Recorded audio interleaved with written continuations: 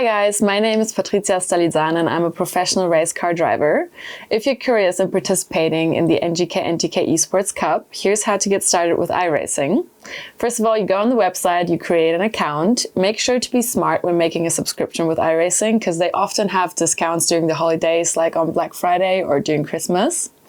Once you have an account, you don't need the biggest equipment. You can just start with a steering wheel and some pedals. That's enough. So with that basic package from iRacing, you get some easy cars like Mazda MX-5, the Toyota GR86, which we're also racing in the Cup, or for example, a Formula Ford. You can get familiar with those cars in some training and practice sessions on the racetracks that you can find in the basic package. Once you're confident, you can go on the iRacing website and start racing.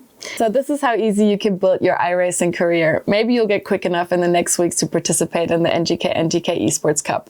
Good luck and see you there.